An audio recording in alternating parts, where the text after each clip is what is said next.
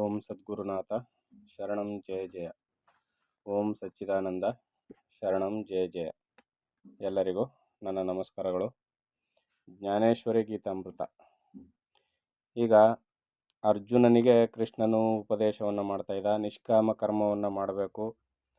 ಸಮಾಜದ ಮುಂಚೂಣಿಯಲ್ಲಿ ಯಾರಿರ್ತಾರೋ ಅಥವಾ ದೊಡ್ಡವರು ಅನ್ಸ್ಕೊಂಡವರು ಜ್ಞಾನಿಗಳು ಯಾರಿರ್ತಾರೋ ಅವರು ಇತರರಿಗೆ ಮಾದರಿಯಾಗುವಂತೆ ಜೀವನವನ್ನು ಮಾಡಬೇಕಾದ್ರೆ ಅವರು ನಿಷ್ಕಾಮ ಕರ್ಮವನ್ನು ಅವಶ್ಯವಾಗಿ ಮಾಡಿಯೇ ತೀರಬೇಕು. ಯಾಕಂದರೆ ದೊಡ್ಡವರು ಮಾಡ್ತಕ್ಕಂಥ ಕರ್ಮಗಳು ಅದು ಇತರರಿಗೆ ಧರ್ಮ ಮಾರ್ಗವಾಗಿ ಪರಿವರ್ತನೆ ಆಗುತ್ತೆ.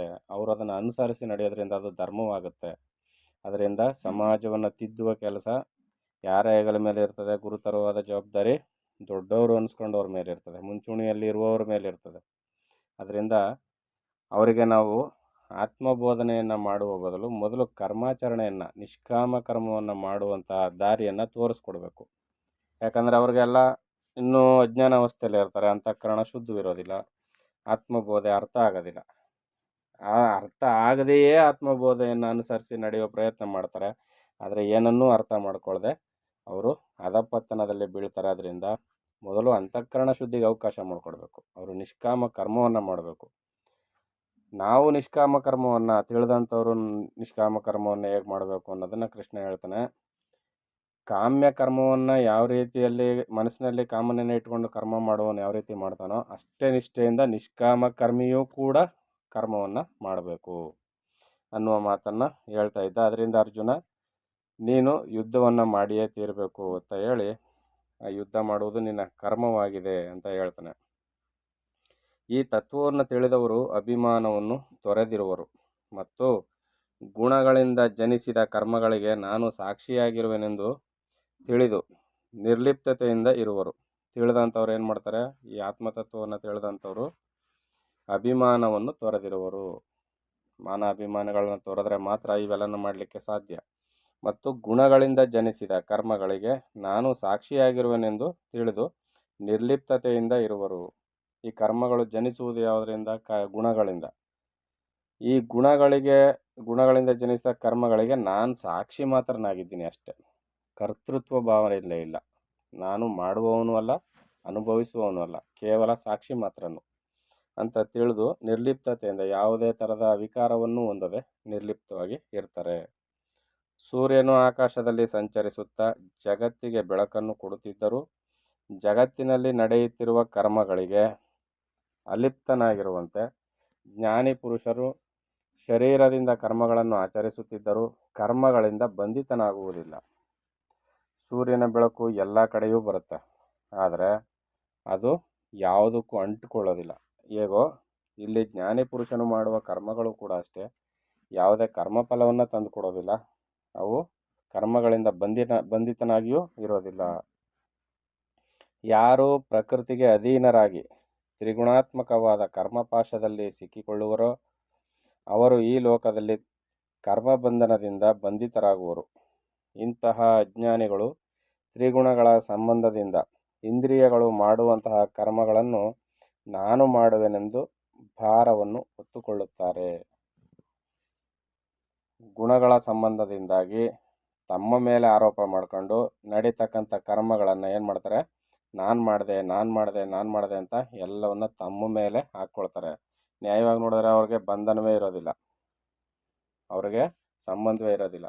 ಆದರೆ ಇವರೇ ಬಂಧನವನ್ನು ಏರ್ಪಾಡು ಮಾಡ್ಕೊಳ್ತಾರೆ. ಕೇವಲ ಭಾವನಾತ್ಮಕವಾದ ಈ ಬಂಧನ ಎಷ್ಟು ನೋವು ಕೊಡ್ತದೆ ಅಂತ ಎಲ್ಲರೂ ದಿನನಿತ್ಯ ಅನುಭವಿಸ್ತಾ ಇದ್ದೀವಿ, ಅರಿವಿಗೆ ಬರ್ತಾ ಇಲ್ಲ ಅಷ್ಟೇ. ಹೇ ಅರ್ಜುನ, ನೀನು ವಿಹಿತ ಮಾರ್ಗದಿಂದ ಸಮಸ್ತ ಕರ್ಮಗಳನ್ನು ಆಚರಿಸುತ್ತಿದ್ದರೂ ಅವುಗಳನ್ನೆಲ್ಲ ನನಗೆ ಅರ್ಪಿಸು. ವಿಹಿತ ಕರ್ಮಗಳನ್ನೇ ಮಾಡಬೇಕು, ನಿಷಿದ್ಧ ಕರ್ಮಗಳನ್ನ ಮಾಡಬಾರ್ದು. ಆದರೆ ವಿಹಿತ ಕರ್ಮಗಳನ್ನೇ ಹೆಂಗೆ ಮಾಡಬೇಕು? ನಿಷ್ಕಾಮ ಬುದ್ಧಿಯಿಂದ ಮಾಡಬೇಕು. ನಿಷ್ಕಾಮ ಬುದ್ಧಿಯಿಂದ ಮಾಡೋದಂದ್ರೇನು? ಪರಮಾತ್ಮನಿಗೆ ಅರ್ಪಿಸ್ಬಿಡೋದು, ಸಮರ್ಪಣೆ ಮಾಡಿಬಿಡೋದು. ಅಲ್ಲಿ ನನ್ನ ಕರ್ತೃತ್ವದ ಬುದ್ಧಿಯನ್ನು ಬಿಡಬೇಕು, ಫಲಾಪೇಕ್ಷೆಯನ್ನು ಬಿಡಬೇಕು. ನಿನ್ನ ಚಿತ್ತವೃತ್ತಿಯನ್ನು ಆತ್ಮಸ್ವರೂಪದಲ್ಲಿ ಸ್ಥಾಯಿಯಾಗಿ ನಿಲ್ಲಿಸಿ ಕರ್ಮ ಕರ್ತೃವೆಂಬ ಭಾವವನ್ನು, ನಾನು ಮಾಡುವೆನೆಂಬ ಅಭಿಮಾನವನ್ನು ಬಿಡು. ಎಂದಿಗೂ ದೇಹಕ್ಕೆ ಅಧೀನನಾಗಬೇಡ. ಈ ರೀತಿ ನಿಶ್ಚಯಿಸಿ ಸರ್ವ ವಾಂಛೆಗಳನ್ನು ಬಿಟ್ಟು ಭೋಗಿಸುತ್ತಿದ್ದರೂ ಈ ಸಂಸಾರ ಪಾಶವು ನಿನಗೆ ತಟ್ಟುವುದಿಲ್ಲ. ಈ ರೀತಿಯ ಒಂದು ಅಳವಡಿಕೆಗಳನ್ನ ಜೀವನದಲ್ಲಿ ಅಳವಡಿಸ್ಕೋಬೇಕಾದ್ರೆ ಕಷ್ಟ ಸಾಧ್ಯ, ಬಹಳ ಕಷ್ಟಪಡಬೇಕು. ಯಾಕಂದರೆ ಎಷ್ಟು ತಿಳಿಯಾಗುತ್ತೋ ಜ್ಞಾನ ಅಷ್ಟು ತಿಳಿದಂಗೆ ಮಾತ್ರ ಇವುಗಳನ್ನೆಲ್ಲ ಮಾಡಲಿಕ್ಕೆ ಸಾಧ್ಯ ಹೊರತು ಇಲ್ಲಾಂದರೆ ಕರ್ತೃತ್ವ ಭಾವ ನಮ್ಮನ್ನು ಅಷ್ಟು ಸುಲಭವಾಗಿ ಬಿಟ್ಟು ಹೋಗೋದಿಲ್ಲ. ಆದ್ದರಿಂದ ಹೇ ಅರ್ಜುನ, ನೀನು ಈ ಕ್ಷಣವೇ ರಥದಲ್ಲಿ ಹತ್ತಿ ವೀರವೃತ್ತಿಯನ್ನು ಅನುಸರಿಸಿ ಶತ್ರುಗಳನ್ನೇ ಯುದ್ಧ ಮಾಡು. ಧನಸ್ಸಿನಲ್ಲಿ ಬಾಣವನ್ನು ಏರಿಸಿ ವೈರಿಗಳನ್ನು ಯಮಪುರಿಗೆ ಕಳುಹಿಸು. ಹೀಗೆ ಭೂಭಾರವನ್ನು ತಗ್ಗಿಸಲು ಲೋಕದಲ್ಲಿ ನಿನ್ನ ಕೀರ್ತಿಯು ಹರಡುವುದು. ನಿನ್ನ ಸ್ಫೂರ್ತಿಯನ್ನು ಧರ್ಮದಿಂದ ಹರಡು. ಮನಸ್ಸಿನ ಸಂದೇಹಗಳನ್ನೆಲ್ಲ ತೊರೆದು ಅನನ್ಯ ಭಾವದಿಂದ ಯುದ್ಧ ಮಾಡು. ಮತ್ತಾವ ವಿಷಯವನ್ನು ಚರ್ಚಿಸತೊಡಗಬೇಡ ಅಂತ ಕೃಷ್ಣನು ಹೇಳ್ತಾನೆ.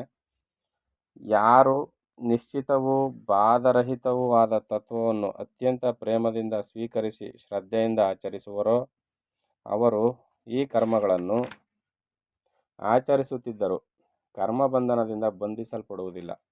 ಈ ನನ್ನ ಮತವು ಸರ್ವರೂ ನಿಸ್ಸಂದೇಹವಾಗಿ ಆಚರಿಸುವುದಕ್ಕೆ ಯೋಗ್ಯವಾಗಿದೆ. ಏನು ಹೇಳ್ತಾ ಇದ್ದಾನೆ ಕೃಷ್ಣ? ಯಾರು ನಿಶ್ಚಿತವೂ ಬಾಧರಹಿತವು, ಯಾವ ಬಾಧೆಯೂ ಇಲ್ಲದೆ ಇರ್ತಕ್ಕಂಥ ತತ್ವವನ್ನು ಅತ್ಯಂತ ಪ್ರೇಮದಿಂದ ಸ್ವೀಕರಿಸಿ ಶ್ರದ್ಧೆಯಿಂದ ಆಚರಿಸುವರೋ, ಕೃಷ್ಣನ ಈ ಮಾತುಗಳನ್ನ ಸರಿಯಾಗಿ ಅರ್ಥ ಮಾಡಿಕೊಂಡು ಯಾರು ಇವುಗಳನ್ನ ಶ್ರದ್ಧೆಯಿಂದ ಆಚರಿಸ್ತಾರೋ ಅವರು ಈ ಕರ್ಮಗಳನ್ನು ಆಚರಿಸುತ್ತಿದ್ದರೂ ಕರ್ಮಬಂಧನದಿಂದ ಬಂಧಿಸಲ್ಪಡುವುದಿಲ್ಲ.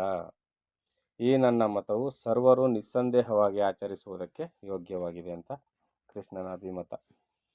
ಇನ್ನು ಮುಂದುವರೆದು ಕೃಷ್ಣ ಹೇಳ್ತಾನೆ, ಯಾರು ಇಂದ್ರಿಯಗಳ ಇಚ್ಛಾನುಸಾರವಾಗಿ ನಡೆಯುತ್ತಾ ಮಾಯಾಪಾಶದಲ್ಲಿ ಬಿದ್ದು ದಾರಿಗಾಣದೆ ತಳಮಳಿಸುತ್ತಾ ನನ್ನ ಮತವನ್ನು ತಿರಸ್ಕರಿಸುವರೋ ಅಥವಾ ನನ್ನನ್ನು ಸಾಮಾನ್ಯನೆಂದು ಭಾವಿಸುತ್ತಾ ಚೇಷ್ಟಿಸುವರೋ ಮತ್ತು ದೂಷಿಸುವರೋ ಅಥವಾ ವಾಚಾಲತೆಯನ್ನು ಜಲ್ಪತೆಯನ್ನು ತೋರಿಸುತ್ತಾ ಸ್ತುತಿಸುವರೋ ಅಂತಹ ಮರುಳರು ಮೋಹವೆಂಬ ಮದ್ಯವನ್ನು ಕುಡಿದು ವಿಷಯಗಳೆನ್ನುವ ಮತ್ತಿನಿಂದ ಮತ್ತರಾಗಿ ಅಜ್ಞಾನವೆಂಬ ಕೆಸರಿನಲ್ಲಿ ಸಿಕ್ಕಿಕೊಂಡಿರುವರು. ಕೃಷ್ಣ ಏನು ಹೇಳ್ತಾ ಇದ್ದಾನೆ? ನನ್ನ ಮಾತನ್ನು ಸರಿಯಾಗಿ ಅರ್ಥ ಮಾಡ್ಕೊಳ್ಳದೆ ಅಪಹಾಸ್ಯ ಮಾಡಿಕೊಂಡು ದೂಷಿಸುವವರು ಏನು ಮಾಡ್ತಾರೆ? ಅಜ್ಞಾನವೆಂಬ ಕೆಸರಿನಲ್ಲಿ ಸಿಕ್ಕಿಕೊಂಡು ಕಷ್ಟಪಡ್ತಾರೆ. ಅಂದರೆ ಕೃಷ್ಣ ನನ್ನನ್ನು ವಿರೋಧಿಸೋರು ಕಷ್ಟಪಡ್ತಾರೆ ಅಂತ ಅಲ್ಲ, ಕೃಷ್ಣನ ಸಂದೇಶವಾದ ಈ ವಾಕ್ಯವನ್ನು, ಈ ಮಾತುಗಳನ್ನು ಸರಿಯಾಗಿ ಅರ್ಥ ಮಾಡಿಕೊಂಡು ತಮ್ಮ ಅಜ್ಞಾನವನ್ನು ನೀಗಿಕೊಳ್ಳದೆ ಇದ್ರೆ ಏನಾಗುತ್ತೆ? ಅಜ್ಞಾನ ನೀಗಿಕೊಳ್ಳದೇ ಇದ್ರೆ ಸರ್ವೇ ಸಾಮಾನ್ಯವಾಗಿ ಸಹಜವಾಗಿ ದುಃಖ ಬಂದೇ ಬರುತ್ತೆ. ಅದನ್ನು ಕೃಷ್ಣ ಇಲ್ಲಿ ಹೇಳ್ತಾ ಇದ್ದಾನೆ. ಸೂರ್ಯನು ಲೋಕಕ್ಕೆಲ್ಲ ಬೆಳಕನ್ನು ಮಾಡುತ್ತಿದ್ದರು ಅದರಿಂದ ಕಣ್ಣು ಕಾಣದವರಿಗೆ ಉಪಯೋಗವಾಗುವುದೇ? ಪ್ರೇತದ ಕೈಯಲ್ಲಿಟ್ಟ ರತ್ನವು ವ್ಯರ್ಥವಲ್ಲವೇ? ಚಂದ್ರನ ಬೆಳದಿಂಗಳು ಕಾಗೆಗಳಿಗೆ ಆನಂದ ಕೊಡಬಲ್ಲದೆ? ಇದರಂತೆ ಮೂರ್ಖರಿಗೆ ಕರ್ಮಯೋಗದ ವಿಚಾರವು ರುಚಿಸಲಾರದು. ಮೂರ್ಖರಾದವರಿಗೆ ಈ ಕರ್ಮಯೋಗ ರುಚಿಸಲಾರದು. ಯಾಕೆ? ಫಲಾಪೇಕ್ಷೆ ಬಿಟ್ಟು ಮಾಡು ಅಂತ ಹೇಳ್ತಾನಲ್ಲ. ಫಲಾಪೇಕ್ಷೆಯನ್ನು ಬಿಟ್ಟು ಮಾಡಬೇಕು, ಸಮಾಜಕ್ಕೆ ಮಾದರಿಯಾಗಬೇಕು. ಇವೆಲ್ಲ ಮೂರ್ಖರಿಗೆ ಹಿಡಿಸೋದಿಲ್ಲ. ಇವರಂತೆ ಮೂರ್ಖರಿಗೆ ಕರ್ಮಯೋಗದ ವಿಚಾರವು ರುಚಿಸಲಾರದು. ಹೇ ಅರ್ಜುನ, ಈ ಮೂರ್ಖರೊಡನೆ ಪಾರಮಾರ್ಥಕ್ಕೆ ಸಂಬಂಧಿಸಿದ ಮಾತುಗಳನ್ನು ಆಡದೆ ದೂರದಲ್ಲಿಡು. ಈ ಮೂಢರು ನನ್ನನ್ನು ನಂಬದೆ ಗೂಢವಾದ ತತ್ವವಿಚಾರವನ್ನೂ ಮಾಡದೆ ಪತಂಗದ ಹುಳುವು ದೀಪವನ್ನು ದ್ವೇಷಿಸುವಂತೆ ನನ್ನನ್ನು ನಿರಂತರವೂ ದ್ವೇಷಿಸುವರು. ಪತಂಗವು ದೀಪದೊಡನೆ ಕಲಹಿಸಬಹುದೇ? ಅಂದರೆ ಈ ಪತಂಗದ ಹುಳು, ಚಿಟ್ಟೆ ದೀಪದೊಡನೆ ವೈರತ್ವ ಮಾಡ್ತದೆ. ಅದು ಸರಿಯೇ? ಅದರ ಜೊತೆಯಲ್ಲಿ ಅದು ಕಲಹ ಮಾಡಬಹುದೇ? ಈ ಆತ್ಮಘಾತಕರು ಅದರಂತೆ ನನ್ನನ್ನು ಕಲಹಿಸತೊಡಗುವರು. ಈ ಆತ್ಮಘಾತಕರು ಅಂದರೆ ತಮ್ಮನ್ನು ತಾವೇ ಕೊಂದುಕೊಳ್ತಕ್ಕಂಥವ್ರು. ಯಾಕೆ? ಅಜ್ಞಾನಕ್ಕೆ ಬಿದ್ದಂಥವ್ರು ಇನ್ನೇನು ಮಾಡ್ತಾರೆ? ಅವರನ್ನು ಅವ್ರು ಕೊಂದುಕೊಳ್ತಾ ಇದ್ದಾರೆ ಅಷ್ಟೇ. ಪ್ರತಿನಿತ್ಯವೂ ಅಜ್ಞಾನಿಗಳು ಏನು ಮಾಡ್ತಾರೆ? ಅರಿವನ್ನು ಹುಡುಕಿಕೊಂಡು ಅರಿವು ಅವ್ರ ಹತ್ರಕ್ಕೆ ಬಂದರೂ ಕೂಡ ಅದನ್ನು ತೆಗೆದುಕೊಳ್ಳದೆ, ಅಂದರೆ ಅವರು ಮೂರ್ಖರು ಅಂತ ಅರ್ಥ. ಅರಿವು ತಾನಾಗಿ ಹುಡುಕಿಕೊಂಡು ಯಾವುದೋ ರೂಪದಲ್ಲಿ ಅವ್ರ ಹತ್ರಕ್ಕೆ ಬಂದರೂ ಕೂಡ ಅವ್ರು ಏನು ಮಾಡ್ತಾರೆ? ಅರಿವನ್ನು ಸ್ವೀಕರಿಸೋದಿಲ್ಲ. ಆತ್ಮಘಾತಕವನ್ನು ಮಾಡಿಕೊಂಡಂತೆ ಅವ್ರ ಜೀವನ ನಡೀತಾ ಇರ್ತದೆ. ಆದ್ದರಿಂದ ಮನುಷ್ಯನು ಕುತೂಹಲಕ್ಕಾದರೂ ದೋಷಾಸ್ಪದವಾದ ವಿಷಯಗಳನ್ನು ಮೋಹಿಸುವುದಕ್ಕಾಗಿ ಇಂದ್ರಿಯಗಳನ್ನು ತಿರುಗಿಸಬಾರದು. ಯಾರು ಉದ್ಧಾರ ಆಗಬೇಕು ಅಂತ ಆಸೆ ಇರ್ತದಲ್ಲ, ಆದ್ದರಿಂದ ಮನುಷ್ಯನು ಕುತೂಹಲಕ್ಕಾದರೂ ದೋಷಯುಕ್ತವಾದ ಈ ವಿಷಯಗಳನ್ನ ಮೋಹಿಸೋದಕ್ಕೆ ಹೋಗ್ಬಾರ್ದಂತೆ. ಸರ್ಪದೊಡನೆ ಸರಸವಾಡುವವರಾರು, ಹಾಲಾಹಲ ವಿಷವನ್ನು ಕುಡಿಯುವವರಾರು, ತಿಳಿಯದೆ ಬೆಂಕಿಯನ್ನು ತುಳಿದರೆ ಸುಡದೇ ಇರುವುದೇ. ಒಂದು ಕಣ ಬೆಂಕಿ ಎಂದು ಉಪೇಕ್ಷಿಸಿದರೆ ಕಡೆಗೆ ಪ್ರಬಲವಾಗಿ ಊರನ್ನೇ ಸುಡದೆ ಬಿಡದು. ಇದರಂತೆ ಇಂದ್ರಿಯ ಬಳಗಗಳನ್ನು ಕುತೂಹಲಕ್ಕಾದರೂ ವಿಷಯಗಳನ್ನು ಮೋಹಿಸುವುದಕ್ಕಾಗಿ ಬಿಟ್ಟರೆ ದೇಹದ ಸ್ವಾತಂತ್ರ್ಯವು ಉಳಿಯಬಲ್ಲದೆ. ಒಂದು ಸಣ್ಣ ಬೆಂಕಿ ಕೆಂಡ ಇರ್ತದೆ, ನೆಲ್ಲುಲ್ ಮೆದೆಗೆ ಹಾಕ್ಬಿಡ್ತೀವಿ ಅಂತ ಇಟ್ಕೊಳ್ಳೋಣ. ಈ ಒಂದು ಕೆಂಡ ಇದು ಕಾವು ಬಂದು ಹುಲ್ಲೆಲ್ಲ ಸುಡುತ್ತಾ ಅಂದ್ಬಿಟ್ಟು ಒಂದು ಕೆಂಡ ತೆಗೆದು ನೆಲ್ಲುಲ್ ಮೆದೆ ಒಳಗೆ ಹಾಕ್ಬಿಟ್ರೆ ಆ ಹುಲ್ಲಿನ ಸಹಾಯದಿಂದ ಇದೇನಾಗುತ್ತೆ, ಇಡೀ ಮೆದೆಯನ್ನು ಸುಟ್ಟು ಬೂದಿ ಮಾಡಿಬಿಡುತ್ತೆ. ಅದರಂತೆ ಈ ಕುತೂಹಲಕ್ಕಾದರೂ ನಾವೇನು ಮಾಡ್ತೀವಿ, ಇಂದ್ರಿಯಗಳನ್ನು ವಿಷಯ ಭೋಗದಲ್ಲಿ ಸ್ವಲ್ಪ ಇದೊಂದು ತಾನೇ ಏನಾಗ್ಬಿಡ್ತದೆ ಅಂತ ಒಂದು ವಿಷಯದಲ್ಲಿ ನಾವು ಮನಸ್ಸನ್ನು ಹಚ್ಚಿದ್ದಾದರೆ ಅದೇನಾಗುತ್ತೆ, ಒಂದಕ್ಕೊಂದು ಇನ್ನಷ್ಟು ಮಾಡು ಅಂತ ಇಡೀ ಶರೀರವನ್ನು ಹಾಳಗೆಡವಿಬಿಡ್ತದೆ. ಪರಾಧೀನನಾಗಿರುವ ದೇಹದಿಂದ ಭೋಗ್ಯ ವಸ್ತುಗಳನ್ನು ಸಂಗ್ರಹಿಸುವುದೇಕೆ? ತನ್ನದಲ್ಲದ ಶರೀರವನ್ನು ಪೋಷಿಸುವುದಕ್ಕಾಗಿ ವಿಷಯಗಳಿಗೆ ಮನಸೋತು ಬಹುಶ್ರಮದಿಂದ ದುಡಿಯುತ್ತಾ ಕಡೆಗೆ ಧರ್ಮವನ್ನು ತ್ಯಜಿಸುವುದು ನ್ಯಾಯವೇ?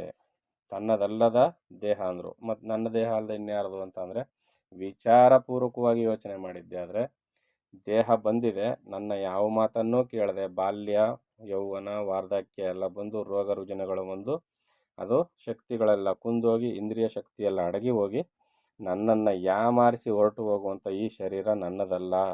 ಅದು ನನ್ನ ಹತ್ರ ಇರುವವರೆಗೂ ನಾನು ಅದನ್ನು ಉಪಯೋಗಿಸ್ಕೊಳ್ಬೇಕೆ ಹೊರತು ಸರಿಯಾದಕ್ಕೆ, ಮತ್ತು ಅದು ನನ್ನದಲ್ಲ. ಅದರಿಂದ ಈ ವಿಷಯಗಳಿಗೆ ಮನಸೋತು ಬಹುಶ್ರಮದಿಂದ ದುಡಿಯುತ್ತಾ ಕಡೆಗೆ ಧರ್ಮವನ್ನು ತ್ಯಜಿಸುವುದು ನ್ಯಾಯವೇ ಅಂತ ಕೃಷ್ಣ ಕೇಳ್ತಾ ಇದ್ದಾನೆ.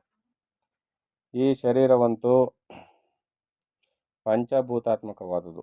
ಇದು ಹಿಂತಿರುಗಿ ಪಂಚತ್ವವನ್ನು ಹೊಂದಿದಾಗ ಉಳಿಯುವುದೇನು? ಪಂಚಭೂತಗಳಿಂದ ಈ ದೇಹ ಮರಣಿಸಿದ ನಂತರ ಮತ್ತೆ ಪಂಚಭೂತಾತ್ಮಕವೇ ಆಗುತ್ತೆ. ಇನ್ನು ಉಳಿದಿದ್ದೇನು?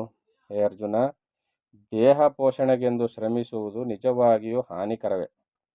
ಆದ್ದರಿಂದ ದೇಹ ಪೋಷಣೆಗಾಗಿ ಮನಸ್ಸನ್ನು ಮಗ್ನ ಮಾಡಬೇಡ ಅಂತ ಇಲ್ಲಿ ಕೃಷ್ಣ ಹೇಳ್ತಾ ಇದ್ದಾನೆ. ಮುಂದುವರೆದು ಯಾವ ವಿಚಾರವನ್ನು ಹೇಳ್ತಾನೆ ಅಂತ ಮುಂದಿನ ಆಡಿಯೋದಲ್ಲಿ ನೋಡೋಣ. ಎಲ್ಲರಿಗೂ ಒಳ್ಳೆಯದಾಗಲಿ. ಓಂ ಸದ್ಗುರುನಾಥ ಶರಣಂ ಜಯ ಜಯ. ಓಂ ಸಚ್ಚಿದಾನಂದ ಶರಣಂ ಜಯ ಜಯ. ಹರಿ ಓಂ ತತ್ಸತ್. ಹರಿ ಓಂ ತತ್ಸತ್. ಹರಿ ಓಂ ತತ್ಸತ್.